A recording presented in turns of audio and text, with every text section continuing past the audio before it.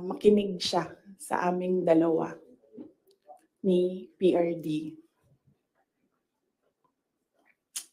So, on the hindsight, maybe ginamitan ako ng reverse psychology ni PRD, hindi ko alam. Hindi, kasi ganito ha, itong story ito kasi mahina yung unang mga part eh. Marami daw kasing nagsasabi sa kanya na siya daw ay matigas ang ulo. Isa na ako dun. Matigas daw ang ulo ko. Ano daw ako dito. Hindi daw ako nakikinig sa tatay ko. Oh, pero ang sinabi niya dito, Nobel Tulyao, salamat kaayo. Good morning, Boss Dada. Watching you here in my classroom on my break. Oy, thank you very much, Nobel Tulyao, ha. Oh, galingan mo yung pagtuturo mo dyan, ha. God bless you. I will see you soon.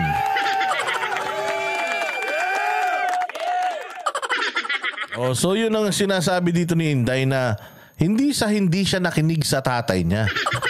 Talagang yung tatay niya ayaw talaga siyang tumakbo.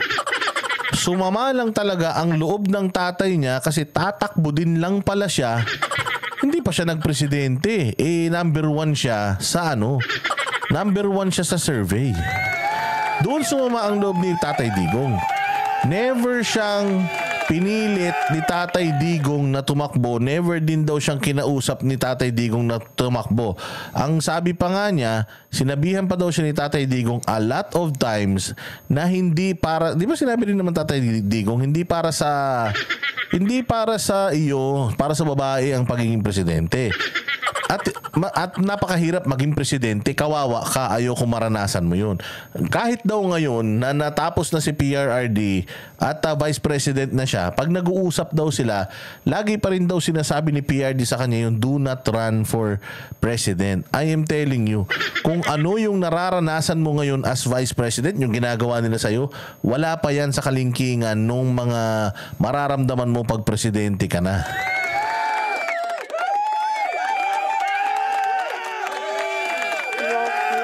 So, ina-address ni Inday Sara dito yung laging sinasabi kasi parang naghahanap yung mga tao ng sisi.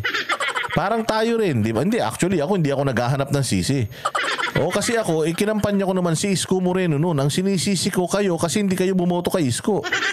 Kasi hindi ko sinisisi talaga si Inday Sara completely kasi nga hindi ko naman kinandidato si Bongbong, hindi ko naman binoto si Bongbong.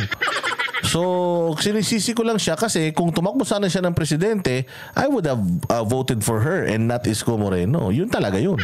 Siya talaga yung gusto ko. But hindi nga siya tumakbo eh. So, si Isko yung binoto natin. Ngayon, yung ibang mga kupal kasi, na bumoto kay Marcos, na ngayon diskumpiyado na ngayon malungkot na, naghahanap sila ng dahilan kung bakit nabudol sila. Si Inday Sara yung pinag-iinitan nila lagi. It's as if kasalanan ni Inday Sara na putangina yung mga utak nila, mga tanga, na nagpabudol sila at tinantusan nila yung Bongbong Marcos. It's as if si Inday Sara yung may hawak ng ballpen at ginaganon yung mga kamay nila dun sa pangalan ni Bongbong sa balota.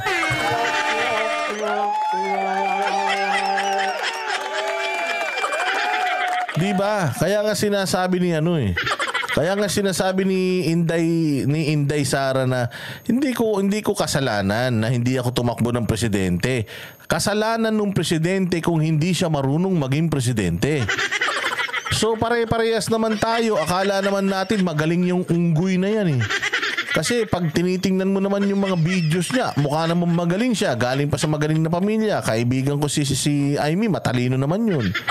Matalino naman yung tatay. Puta, takang-taka ako bakit yung anak parang hindi ko alam kung nabagok ba yun o sanggol.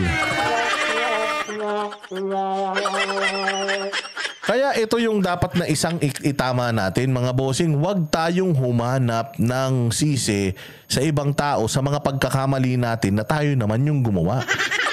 Tayo yung nagsulat sa balota eh. Kayo pala. Kayo yung nagsulat sa balota. So, sinong may kasalanan nun? Si Inday Sara? Maybe, na-influence kayo ni Inday Sara pero dahil hindi nyo ginawa yung homework nyo, dahil hindi kayo nakinig kay PRRD, Tayo na, binoto niyo si Bongbong. Aminin niyo, gusto niyo rin talaga si Bongbong manalo. Regardless kung si Inday Sara o si PRRD yung magsabi sa inyo na hindi. Iboboto niyo talaga. Kasi nga, nabudol kayo ng gintong pangako.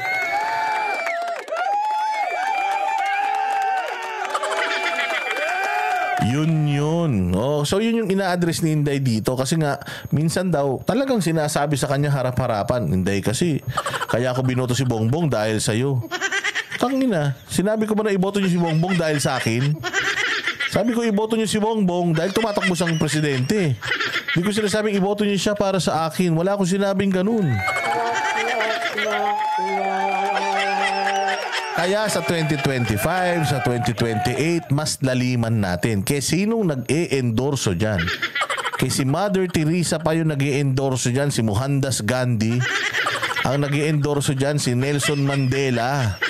Ang nag-e-endorso sa kandidato, wag kayong basta-basta magpapadala. Aralin ninyo. Kailangan pag bumoto kayo, wala kayong ibang sisisihin kundi sarili ninyo. Hindi yung, sinisi ko si PRD kasi si Ipe Kinampanya kasi ni PRD si Ipe kaya binuto ko Tapos wala naman palang nagawa, di ba? Baka mamaya si PRD na naman ang sisihin nyo. Simple Luis, patay na ba yun? Patay na ba sila? Grabe ka naman. Oo, parang kahapon lang katext ko pa sila. So sabi nga ni Anharot, do your own research. Do your homework. Ito po ay trabaho nyo para sa bayan. Ito po yung responsibilidad ng bawat botante sa bansang Pilipinas. Kung gusto nyo ng maunlad na Pilipinas, number 1, Pastor Kibuloy. Tapos.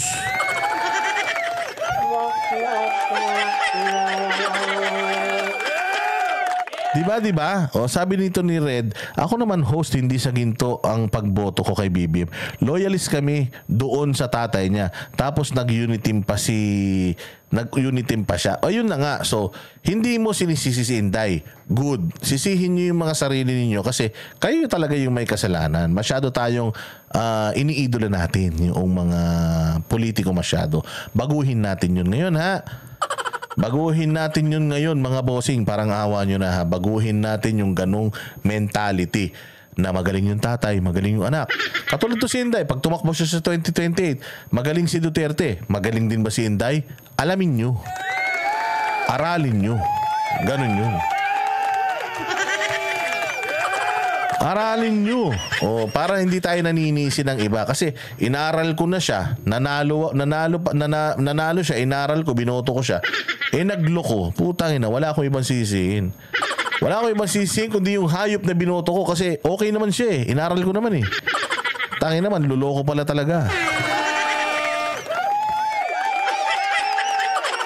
Pag tinanong kayo ng tao, ba't mo binoto si Bongbong? Diba? Pag tinanong mo yung tao, ba't mo binoto si Bongbong? Kasi inano ni Inday, in-endorse ni Inday. Patay tayo dyan.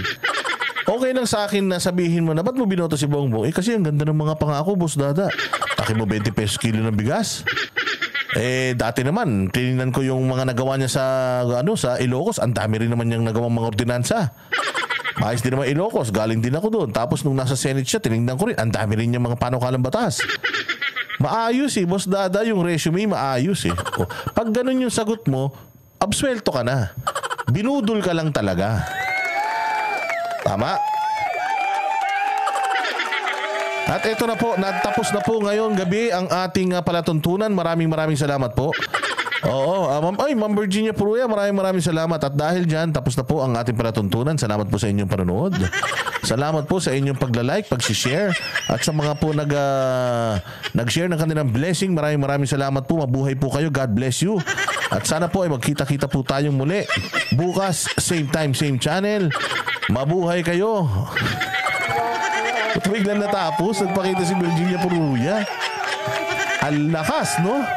Kaya ganyan ang mga parokyano ni Boss Dada, pucha. Sabi ni Virginia Puruya, tingnan ko nga kung sino nag-YouTube, bigyan ko nga ng blessing. Pagbukas niya, pak, Boss Dada, pak, sabay. Sige na, shot na ako ulit.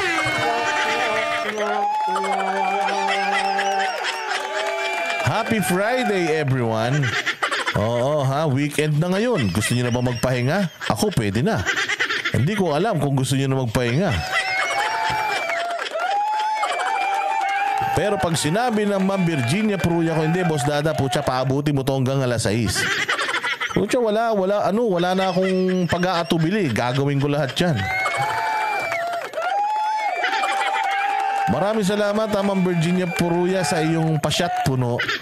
Sobra talaga, ha? Magkita-kita tayo, ha, dyan sa Japan. Painumin ka namin ni Banat Bay ng lambanog.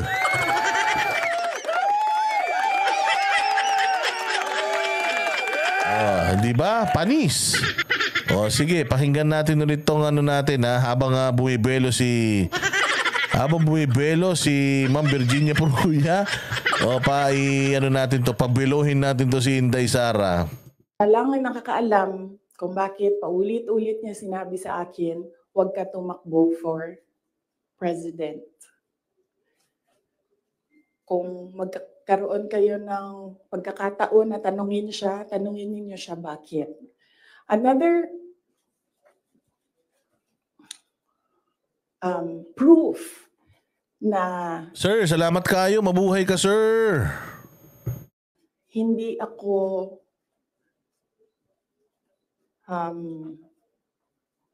sinabihan ni PRD na tumakbong president. He left me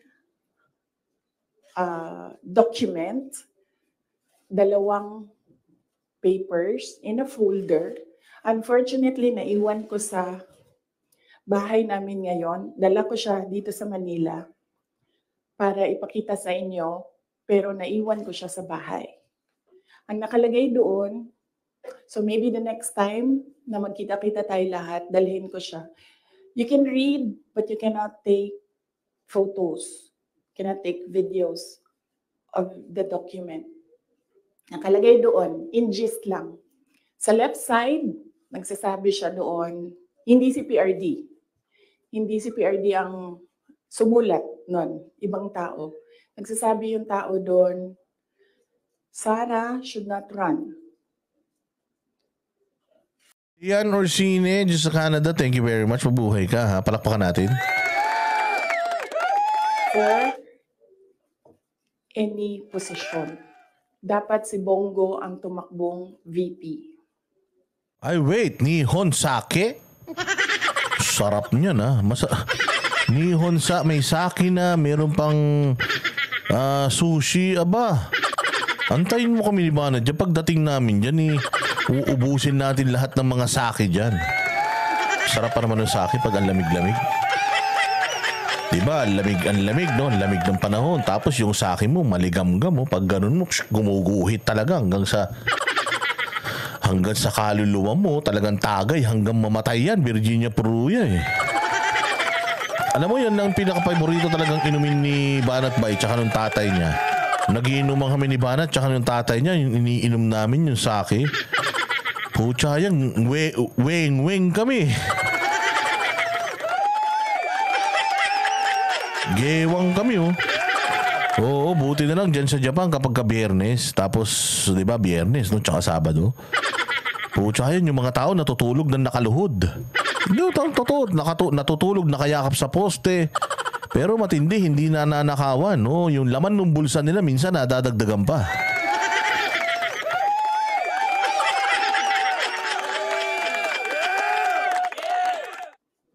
Yun yung nakalagay sa left side na document. Nakalagay sa right side na document, Sara should not run for any position. She should endorse Bongo Rudy Duterte for President and Vice President. So yun yung proof ko. Yun yung dala-dala ni PRD na document nung very last meeting namin. Dala niya yung document na yon. So yun yung proof ko na hindi talaga nagsabi si President Duterte na tumakbo ako for president. And even if nagsabi siya, hindi din talaga ako tatakbo for president. Maaga ako nagsabi sa inyong lahat. Sabi ko, I don't know kung may mga media pa at the time na nandito ngayon. Sinabi ko, Huwag nyo na muna akong tanungin about the presidency para hindi pa ulit-ulit yung tanong. Antayin nyo na lang January 2021. Pagdating ng January 2021, paalam ko sa inyo ang decision ko. Tatakbo akong president o hindi. And true enough, January 2021, maaga ako nagsabi sa lahat, sa taong bayan, na hindi ako tatakbong president. Unfortunately, hindi naniwala lahat. Kasi sinasabi ninyo, yan yung track ni President Duterte. Hindi ako tatakbong president, hindi ako tatakbong president. And then, nag-substitute siya. But, yes, anak ako ni PRD, and yes, meron kayong nakikita sa akin na nakikita ninyo sa kanya. But I am a different person. Yung mga anak ninyo, hindi yan clones ninyo. Meron yan silang sariling pag-iisip, meron yan silang sariling kapasidad, meron yan silang sariling damdamin. Yun yung unfortunate part noong announcement ko noong January 2021 na hindi ako tatakbong president. Walang naniwala kasi sinabi nila, gagawin lang niya kung ano yung ginawa ng tatay niya. Hindi. Desisyon ko yun na hindi talaga ako tatakbong president.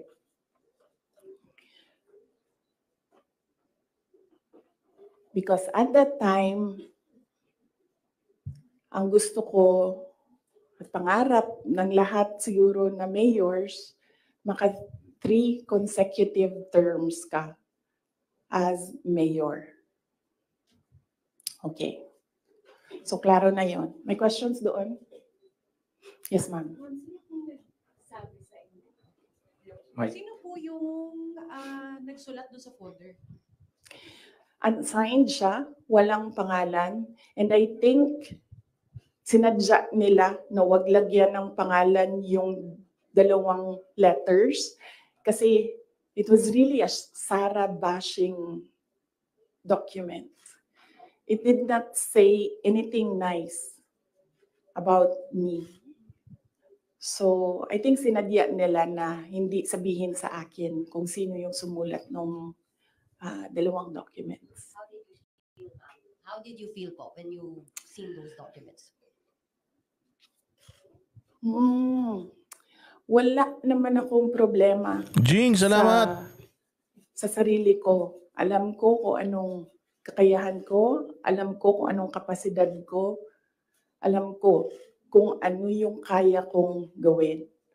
So kung ano man yung sabihin nila nung 2 tao na yon, hindi siya nakaka-apekto sa akin. Well, yes, yun. Sige. Good morning, Mikael of Reuters. Ma'am, why are you telling all these details to us now? What's the context? Ang context nito is the sit-down that I promised everyone. Nagsabi ako na mag-sit down ako. Merong mga questions noon na sinabihan ko kayo na it needs a sit down. Pinut off ko yung sit down na yon. Sabi ko nga I don't like talking about my life. So hindi ko siya ginawa. Related. Ayan, so forward natin ng konti para ibang topic kasi na reaction na natin. So may panahon ka talaga na mag-isip na, this girl, bansa. So kailangan ko kasi sabihin sa inyo ang simula hanggang ang huli. So eto na, yung istorya. Doon sa Deceived. Pakinggan nyo maigi yung istorya tungkol sa Deceived. Kasi according to Bongbong Marcos, it is sad. All the while, I thought we were friends. Maybe I was deceived. Sabi nga ni Inday, putang ina nyo. Nananahimik ako, putang ina nyo. Gusto nyo akong hilahin. Gusto nyo akong gawing topic, putang ina nyo ha. Magpapapreskon ako, mga kupal. O kaya eto nangyari, sinasagot ngayon ni Inday Sara yung sagot ni Bongbong na I was deceived. Puta, nahiya naman kami sa'yo. Nahiya naman kami sa'yo. Ipinagmayabang mo sa SONA mo yung 5,500 flood control project ninyo na successful. Tapos kinaumagahan, bumagyo, puta ina, nalunod yung mga daga. Oo, puta ina, sinungaling talagang hayop eh. Oh, so ngayon ito papaliwanag ni Inday Sara kung bakit si Bongbong sinungaling. Oy, Banat Boy!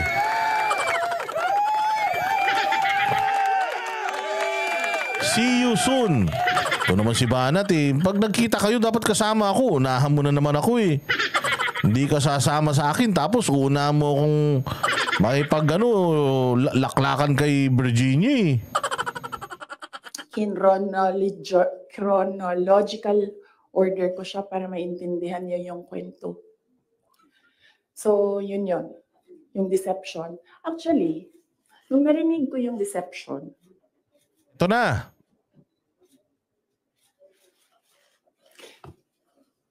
naisip ko pa, hindi ko na siya sasagutin. Kasi, for the love of God, presidente ka na. Importante pa ba yung nararamdaman mo?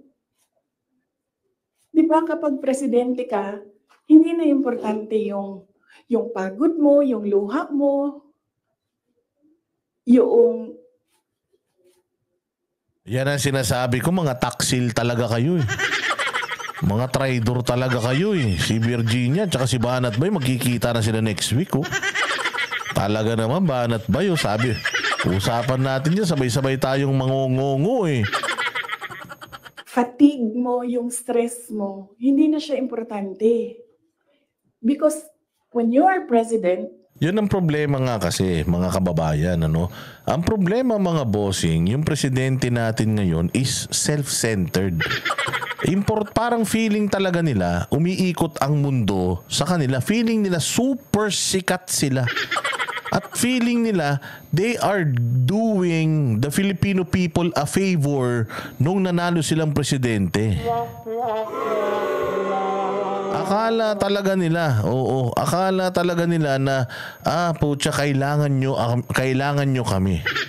So kahit na anong gawin ko, wala kayong pakialam kasi ulul na ulul kayo sa amin. Bilib na bilib kayo sa amin at ang galing-galing ko, ang ganda-ganda ng Pilipinas. So feeling talaga nila hari sila. Kasi when you are a monarch, lahat importante. Kumbaga ikaw ang sentro, hindi yung gobyerno. Ang sentro is ikaw, tapos yung gobyerno mo, yung kaharian mo. Importante yung nararamdaman mo, importante yung kakainin mo, yung health mo, importante lahat yun. Pero dito sa Pilipinas, kapag presidente ka, bayan o sarili? Yun yung tanong eh, bayan o sarili? Sinong uunahin mo? So itong presidente natin ngayon, umaastang hari na parang kaharian niya ang buong Pilipinas at importante kung ano yung kinakain niya sa umaga, kung ano yung daily routine niya. Natatandaan nyo, may vlog yan kung ano yung daily routine niya, yung date nila ng asawa niya tuwing ganitong araw, kung ano yung ginagawa nila pag weekend, kumakain kami ng Jollibee, yung mga ganon. So parang sa kanila, yung pagiging presidente nila, feeling nila, importante sa tao kung putang ina may mga sakit ba sila. Ang importante sa tao, kaya ka nga namin binoto para ihahon mo kami lahat sa kahirapan. Wala kaming pakialam kung bangungutin kayo lahat ngayong gabi. Basta ang importante, yung problema namin, solusyonan nyo dahil kaya kayo nilagay dyan as a problem solver. So whether you are sad, whether you are happy, whether you are hungry, wala kaming paki. Kasi ang bida rito, sambayan ng Pilipino. So bayan o sarili?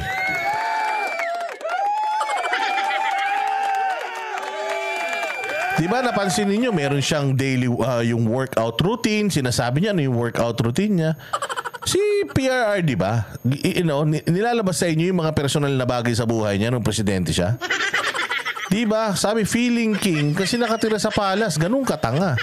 Si PRR din nun, pag umuwi siya sa bahay niya, hindi niya sinasabi kung anong ulam niya. Hindi niya sinasabi kung anong ginagawa niya. Basta pag nag-day off ako, umuwi ako ng Davao at umuwi ako sa bahay ko, sa totoong bahay ko, wala na kayong paki doon. Pero itong presidente natin ngayon, ina-advise tayo or ina-update tayo kung nag-date na ba sila ng misis niya. Kasi malungkot daw yung asawa niya, sobrang busy niya. So, kailangan may date night sila. Oh, meron pa siyang, this is my workout routine. Puta, paki ko naman kung nagwo-workout ka. Mas importante sa amin yung para siyang, alam yung feeling niya, siya si tama. Para siyang British monarch. Ang dating niya, para siyang si Princess Diana. Kasi yung mga British monarch, talagang pina-follow ng mga tao yan. Hari nila yan eh. Tinitingnan talaga nila anong suot nila ngayon. Di ba? Tingnan mo, napakalaking issue nung kanila Meghan Markle.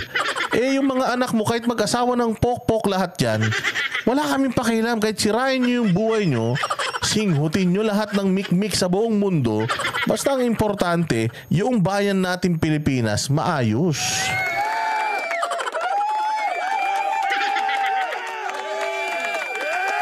Yan yung sinasabi dito, mga bossing ni Inday Sara na, pucha, importante ba yung feelings mo towards me? Importante pa ba yun? Hindi ba pag presidente ka, dapat ang inuuna mo is yung feelings ng mga Pilipino, yung feelings, yung yung gutom ng mga tao. You're so self-centered, feeling mo si Piolo Pascual ka, feeling mo artista ka, na may paki kami sa nararamdaman mo. Which is dapat ikaw yung may paki sa nararamdaman namin. Kaya sinasabi ni Inday Sara dito, ang dami mong time. Napakadami mong oras. May time ka pang makipagkamayan kay Leni Robredo. Sasabihin na naman ng mga basher, bakit si Inday? Pumunta rin naman. Ano ba trabaho ni Inday? Nasa DepEd ba si Inday? Nasa DepEd ba si Inday? Nag-iikot ba siya sa buong Pilipinas? Pinuntahan niya ba si Leni nung DepEd siya? Di ba hindi? Nagtrabaho siya sa DepEd. Si Inday, ano ba trabaho niyan? Antayin mamatay si Bongbong para maging presidente siya. Yun ang trabaho ng VP Sara. So kung may time si Inday Sara para gumawa ng mga vlogs niya, okay lang. Kasi nga, buhay pa naman si Bongbong. Pero kung ikaw na si Bongbong Marcos, wala ka ng time at wala ring panahon yung tao malaman kung puyat ka ba, pagod ka. Umaga ako nagigising. Ito yung daily routine ko. I will wake up 8 o'clock in the morning and I will do my treadmill run. Puta, pakialam namin sa iyo. Ang i-report mo sa amin kung ano ang plano mo ngayon. May trabaho ba kami? Meron ba kaming pagkain? Wala. Importante dyan, yung nararamdaman ng taong bayan. Yung bansa. Yun yung naisip ko when I heard it na parang talagang may panahon ka mag-isip about deception ng isang babae dyan. Ang dami mong oras. Hindi ba dapat iniisip mo na yung mga... Neo Arsenal, happy weekend banatan mo, Boss Dada. Pangkape from South Wales. Di ba dyan ganyan sa inyo sa Wales?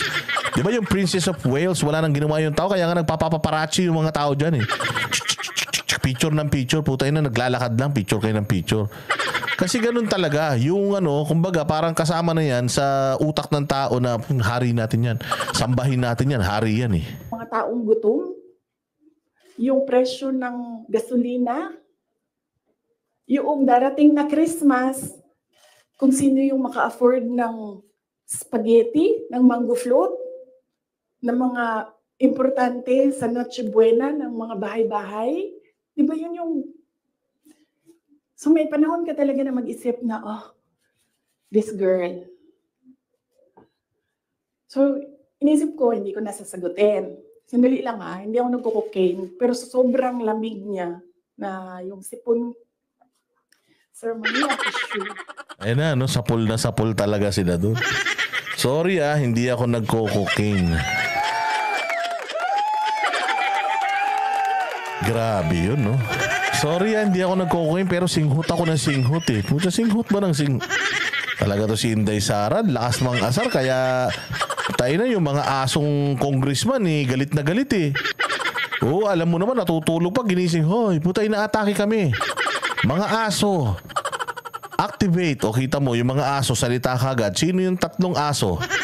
Si Dalipe, si Dong Gonzales, at saka si Chua. Puta, kinakita mo, Chihuahua, at saka 2 Doberman, at saka 1 Chihuahua. Napansin nyo? Napansin nyo, lahat ba nagsalita? Hindi. Ang nagsalita, 3 lang. Si Dalipe, yung Chuariwap, si Chua, at saka si Dong Gonzales. Sila lang yung nagsalita. Kasi nga, pucha, yun ang trabaho talaga nila. Inaatake Malacanang. Inaatake si Tamba. Pucha, harang. Ano?